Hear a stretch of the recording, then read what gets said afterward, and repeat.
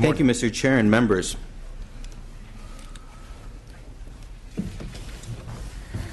Since the mid-1980s, law enforcement agencies have engaged in the collection of personal information to label and track people, overwhelmingly among this population, youth and adults of color, as gang members. The policies and procedures governing the CalGang database and other local databases are not clear and not standardized across the state. AB 829 is a follow-up to a 2013 bill that granted minors and their parents the right to notification, appeal, and removal from the CalGang database only. Individuals over the age of 18 who are added to CalGang and individuals of any age, including minors, added to other local databases have no legal right to be notified and have no opportunity to appeal their designation. A person may be included in the database without being convicted or arrested. AB 829 establishes oversight and transparency in the system and grants individuals due process by requiring notification prior to the inclusion in the database and an opportunity to contest inclusion in the database. The bill also requires a report by county on the number of individuals added to the database each year, the number of requests to remove received, and the number of approvals. AB 829 does not prohibit law enforcement's use of a database. This bill simply affords due process by notifying and granting individuals the opportunity to clear their name. Additionally, the bill specifically says that if a notification would compromise an ongoing investigation, then that notification is not required. Individuals in a gang database face severe immigration consequences when applying for citizenship, DACA, and the newly created DAPA program. With that, I'd like to introduce several of my witnesses, including Sean Garcia-Lays, who's a law student at UC Irvine and works in the school's Orange County Gang Law Clinic, as well as Jose Gallegos and Juan Peña, who are both with the Youth Justice Coalition. Thank you. Your first witness, please. Somebody.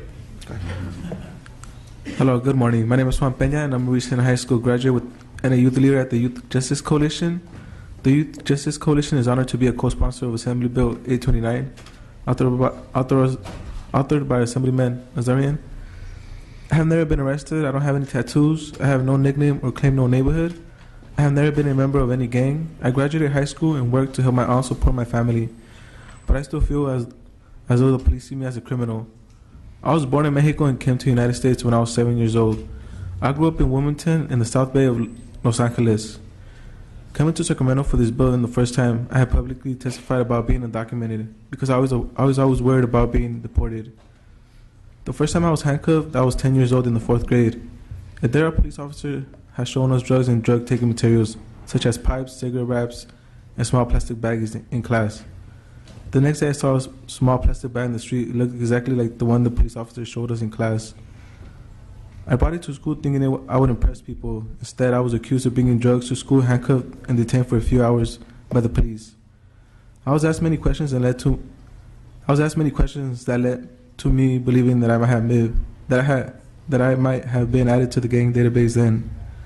Because I grew up in a gang-engaged zone, police stops for black and brown youth who lived there constantly began at the age of 12. Police regularly asked us in my neighborhood where we were from. In other words, asking us what gang we were from, what our nicknames were, who our families were, and friends. Sometimes they took pictures of us. They filled out small white cards that now are called field interview cards. As I was growing up, I knew they were accusing us of being gang members, but I didn't know until much later that we're probably being added to the gang database without our knowledge. Being undocumented, I didn't care to challenge these stops. I was deeply afraid of my contact with police. When DREAM Act that was passed in California and then DACA made possible, I was excited. I started to fill out my DACA application several times. I thought about applying for the Marines and went in to talk to a recruiter as well. But it's different for youth who have lived in an area where they're constantly stopped by police. Every time I thought about background check connected to these applications, I thought about what would happen if I was on a gang database. I know that ICE put so-called gang members on top of the detention and deportation list. AB 1809 will make it possible for me to walk into any police stations and find out if I'm on a gang database and to challenge it if I am. For people who are worried about any contact with law enforcement, this bill also makes it possible for a lawyer to request information for us. Clearing my name would mean I could submit my DACA application and join the military and apply for other opportunities without fear. There are over 201,000 people on the Cal Gang database. Tens of thousands of them are just like me, whose only crime is to being young and with brown skin, without documentation, raised in a community with an aggressive war on gangs. Today I speak here before you, and I am undocumented and unafraid. I have to stand up for my future. I hope you will stand up with me and vote yes on SB 829. Thank you. Thank you. Next witness, please. Morning. Good morning. My name is Jose Gallegos. I am a member of the Youth Justice Coalition, a youth-led grassroots organization in Los Angeles. I'm here today to strongly urge you to support Assembly Bill 829. You see me with tattoos on my hands, arms, face, and neck, and you might assume that I am a gang member. But I have never been in a gang. I have never done a crime for the benefit of any gang, and I have no tattoos or Facebook photos that commit allegiance to any neighborhood. In 2006, I was a senior in high school and I had met all graduation requirements. I was only 2 months away from graduating as the first person to finish high school in my family, but my parents were also ending their relationship. Their divorce left a major impact on me. My support system was my stepfather. With him no longer in the picture, I found myself with no hope in a hopeless situation. I started cutting class and numbing myself with marijuana. After 1 week of missing school, I tried to return, but I was told that I had been disenrolled and could no longer finish because I was 18 years old. I needed a job to support myself, so I started selling knockoff CDs in downtown LA. I was arrested and charged with possession for sale of counterfeit merchandise. I had never been in trouble, never seen the inside of a police station or juvenile hall. I was 18 years old, young and scared, a little over 100 pounds, and instead of walking across the stage to receive a high school diploma, I found myself walking across the Los Angeles County Jail Inmate Reception Center receiving a booking number. One of the first questions asked of everyone by the county sheriffs when you enter county jail is, "Where are you from?" This question forces you to run with a racial group that will also cause you to have direct association with street and even prison gangs. If I did not choose, the sheriff would choose for me. For me, this was devastating and confusing. Being a Latino from Southern California, I felt I had to choose Southsiders. But the community I live in, South Los Angeles, is a mixture of black and Latinos. My neighbors were black, my peers in school were black, and most of all, my mentor that had provided me with love was my stepfather. My stepfather was black. Inside, I could no longer associate with black people. If I did, even in small ways, such as sharing a cigarette, offering time on the phone, even a casual conversation would be seen as dishonoring my race, and it would have resulted in an aggressive beating, a slash to the face by a razor, to even being stabbed to death. When I entered county jail, my skin was a clean canvas, but I wanted to fit in so that I would not be looked upon as an outcast. I got a jailhouse tattoo that represented the area of LA County I came from, along with 3 dots on the left side of my eye that indicated the crazy life which I was now living. When I was released from county jail, a teenager, homeless, and unemployed, I returned to the streets and a second arrest took me back to county jail. But since that time, I have discharged my probation and have not came back in contact. Along with that, I have finished my high school and got my diploma at the Youth Justice Coalition. I have held down steady employment in construction, and I have given back thousands of hours in service to my community, helping other youth escape the dangers and hopelessness of the streets, drugs, and violence. Still, I am certain that my experience in the county jail added me to the gang database, and my frequent stops by law enforcement in the community seem to confirm that, as they ask me where am I from and fill out field interview cards with every detail. For at least 180,000 California youth and young adults over the age of 18 who are on the Cal Gang database, we have no right to find out if we have been labeled a gang member and no ability to clear your name. This increases aggressive stops and frisks by law enforcement. It decreases my safety on the street because the way we are labeled by police too often spread to the communities. It reduces opportunities to access government jobs and public housing. For undocumented youth, it can block opportunities for immigration relief and fast track in order for deportation. In November, my younger brother Gustavo was killed while he was waiting for the bus. Because of how I and my brother are seen by law enforcement, I had to push hard with the district attorney's office for my mother to receive victim assistance funds to bury my brother. If I hadn't helped other families with the Youth Justice Coalition, I would have not known to push the DA. Throughout the state, being labeled as a gang member can block you and your entire family from getting support even when we are dealing with the violent death or injury of a loved one. For our futures, but more important for the future of California, please pass Assembly Bill 829. I am that book that's judged by its cover. It's time that California judges people by their actions and not by our assumptions. Thank you. Thank you. Next witness is in support. If you please be brief. Certainly. My name is Sean Garcia-Leyes. I'm a certified law student representing the Immigrants' Rights Clinic at UC Irvine School of Law, here and speaking in favor of AB 829.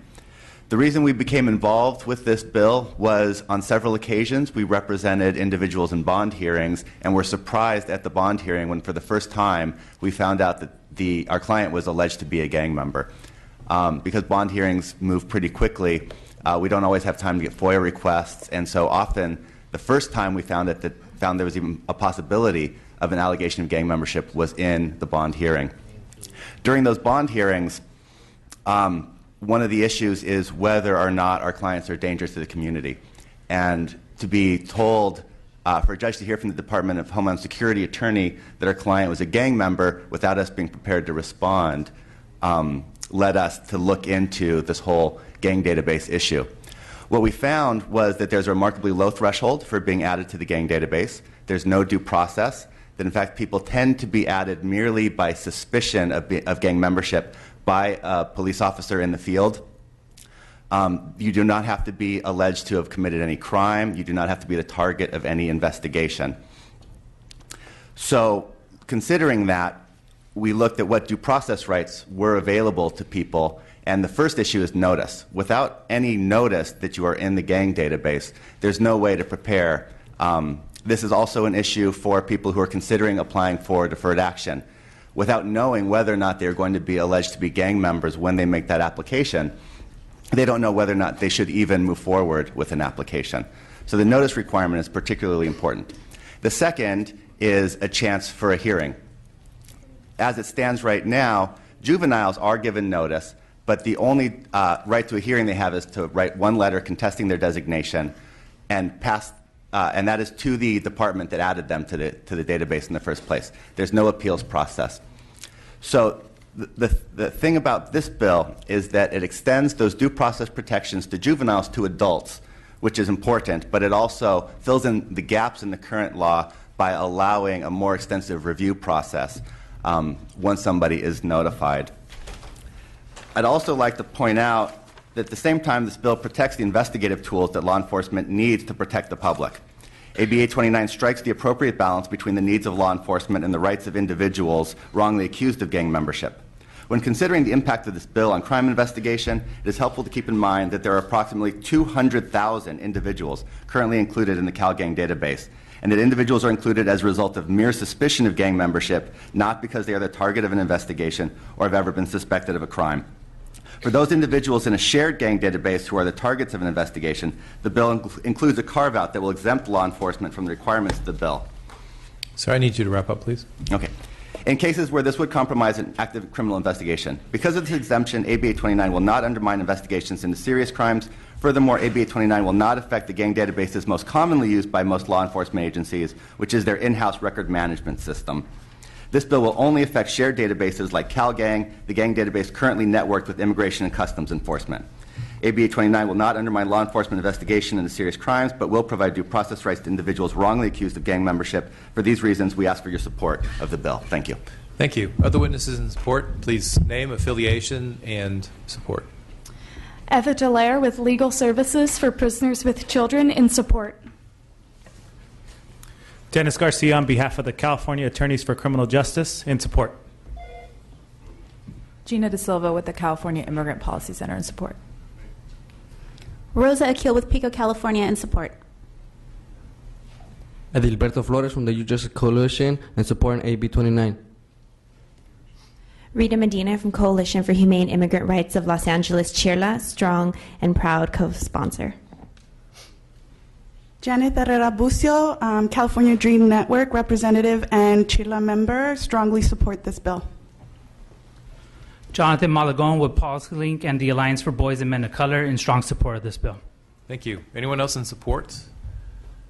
Seeing none, opposition, please. Could you make room for him at the table, please? Good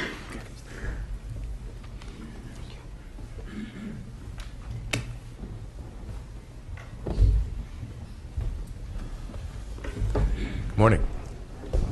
Good morning, Mr. Chair, members. Aaron McGuire on behalf of the California State Sheriff's Association. We're in strong opposition to this bill.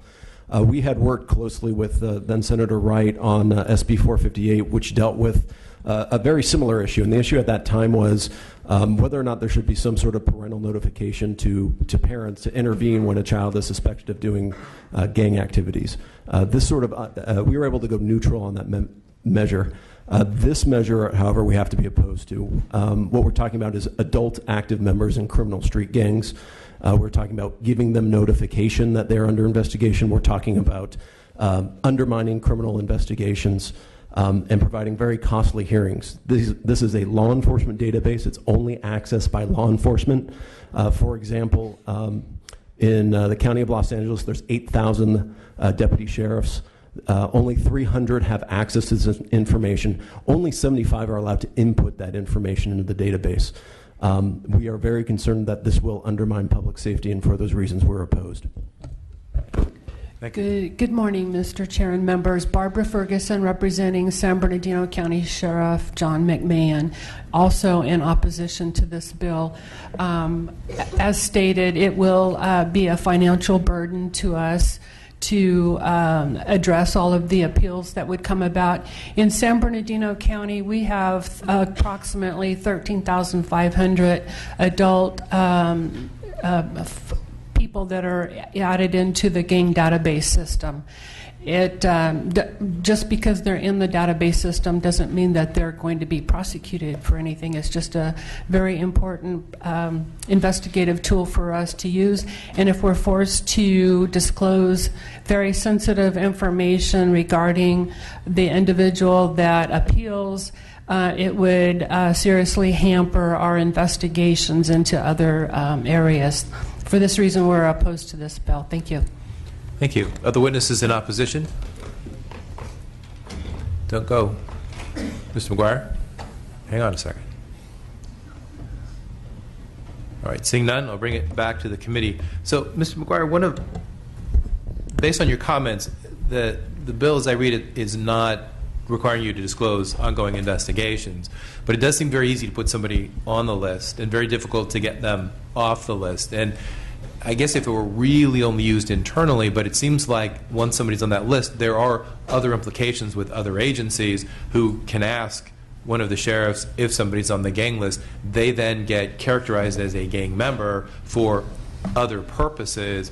How do we address the fact that tool gets used for other things, and that it's very difficult for somebody to know whether or not they're on it, and not to undermine the investigative abilities of your departments, but to give somebody a fair chance to be able to say, no, I shouldn't be on it, and have all of those consequences that fall? Well, and in truth, Mr. Chair, I'd like to find out a little bit more about those collateral consequences. There was an issue in California fairly recently. There was a case called Humphreys out of the Ninth Circuit. It dealt with the Child Abuse Centralized Index, which is housed by the Department of Justice. What that dealt with was allegations of child abuse and whether or not those were founded or unfounded. And it's a system that is shared by law enforcement for investigative purposes. But then what was found out was the Department of Social Services would look at the CACI, they call it the CACI database, and then make determinations of whether or not a child care center or other place would be licensed. And what the Ninth Circuit found was that's problematic, because then you're actually depriving someone of an opportunity to be heard. You're depriving them of due process because they don't have an ability to contest their entry into the CACI database. In this instance, what I've heard is some allegations that there might be downstream consequences, and whether that's with immigration or other federal purposes, that's one thing. If they're being prosecuted in criminal court and there's an allegation of gang activity, then that would be pled and proved, and that's the opportunity for due process. If someone is subject to a gang injunction, there is an opportunity for due process. What we don't want to do is undermine the availability and the criminal intelligence to provide active notice to someone to notify that they're actually being suspected of some kind of activity when it is just being used for an investigative purpose. So to the extent there are other consequences, I'm happy to hear that, and if there's some other consequence, but for state law purposes, for state enforcement purposes, I'm not aware that that information is shared outside of law enforcement. Thank you. Other Mr. Chair, would you like me to respond, or should I keep it until later? You can respond in your close, or if somebody else has a question, then sure. You can. Thank you. Do that. Any other comments or questions from committee members? All right. We'll see none. So, yeah, Mr. Nazarian, if you would close and address Mr. McGuire's comments. Thank you. Thank you. I find it disingenuous and disheartening when very strong statements are made when, in fact, they can tilt an argument in a certain direction and they're not factually true. This bill specifically says that if there's an ongoing investigation, it will not hinder it will not do anything to hinder that investigation. It says it in black and white. Notifying active criminal gang members. All this bill does is require sending a notification out. Of the 200,000 individuals who are on CalGang database, it would be extremely wrong of us to assume that they're all gang members. Let me just read to you, if the chair will allow, the minimum threshold of items that can play into having someone, any of us, be a part of this list. The threshold is extremely low. An individual may be entered into CalGang by meeting 2 of the following 9 requirements: admitting gang membership or affiliation, arrested with known gang members or offenses consistent with gang activity, identified as a gang member by a reliable source, or seen displaying gang symbols or hand signs. Those are all obvious ones, and those are great standards. Even one of them should qualify. But now let's look at the list further. Been identified as a gang member by an untested informant. Okay, local kids having an issue, one not knowing at a youthful age the consequence of what it's going to mean to stain someone's life by informing. And this is your close. I'd appreciate if you could just summarize briefly. Sure, I don't think there's not really time to get into a debate about the details. Okay. What I'm trying to get at is the requirements and the threshold is very low to have 2 items. Just by having a gang tattoo or just by having wearing a garment that symbolizes a certain color or activity, it potentially puts you in a position to be jeopardized. So all this bill does is allow the opportunity to notify you, to know that you are indeed on a list, and 2, allow law enforcement to work on targeting those specific groups, subgroups that actually need the attention, and getting rid of the rest of the folks who clutter up the list who really don't belong there.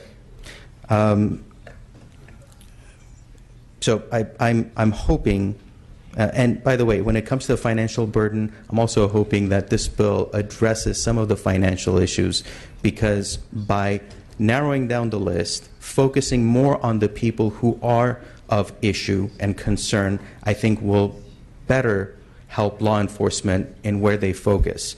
And just so the committee members, at least my colleagues, take comfort in knowing this was a bill that I worked on for months. It's been in print for months. I've also approached law enforcement to understand better how I can craft this bill to not hinder their work. I want this to be a better tool for them, not to be a tool that hinders public safety. So with that, I respectfully ask for an aye vote. Thank you. Thank you, Mr. Zarian. And I'm still looking for a motion. The recommended motion is due pass to appropriations.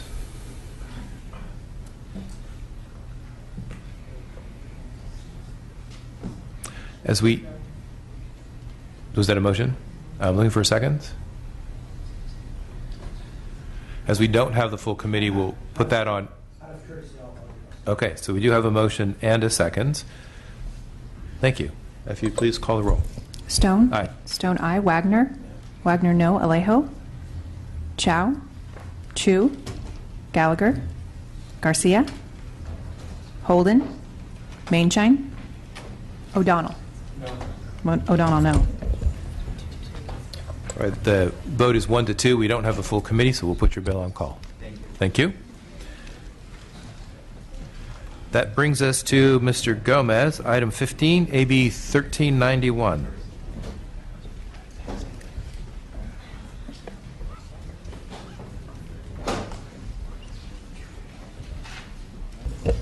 Mr. Chair and members, today I'm presenting Assembly Bill 1391, which seeks to provide an administrative remedy to complaints regarding the 200 minutes of physical education in 10 school days. By including PE minute complaints under the Uniform Complaint Procedure process, we are allowing school districts the ability to address complaints locally that the children are not receiving adequate amounts of PE instruction. By doing this, school districts across California will be able to save millions of dollars that are currently going to settle litigation. That is a reason I also requested to add an urgency clause to AB 1391. Providing this administrative remedy is an action against predatory lawsuits that harm the instructional environment. I have a witness here in support of the bill. Thank you. Your first witness, please. Erica Hoffman on behalf of the California School Boards Association. We are the sponsor of the bill, and we're very much in support of it. Currently, under current statute, if you have violations under the PE minutes, there is no stated way to address if you've got a complaint for a school district, basically unless you take it to court. This is providing a remedy in statute to be able to file a uniform complaint procedure to try to get the issue addressed, and for that reason we do support the measure. Thank you. Thank you. Next witness, please. Abe Hajela with Capital Advisors Group, representing San Francisco Unified School District. Want to thank your staff for working with us on the bill. The key to the bill is creating an administrative remedy here. We understand that the bill is relatively modest. It does allow you to go to court still, but our point here is to prevent money being wasted on attorneys' fees and lawyers' bills. And we think courts are going to be extremely reluctant to entertain attorneys' fees claims when a plaintiff hasn't even attempted to use the administrative process to get a remedy. So we think the bill will actually provide an efficient remedy for this, any complaints related to PE minutes, and it's going to prevent unnecessary lawsuits that divert money away from schools. Thank you. Next witness, please. Laura Preston, Association of California School Administrators. We are in support. Thank you, but hold on back there just a minute. No. Oh, okay. I had no idea. David Quintana with Cal 200. We were previously opposed. We will now move to support if amended. We want to thank the chairman and the consultants and the author for taking the amendments that the author is taking in committee.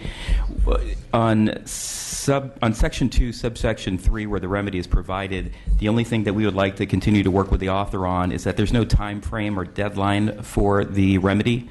So we just like to have further discussions with the author on that, but we are supportive if amended. Thank you. Thank you.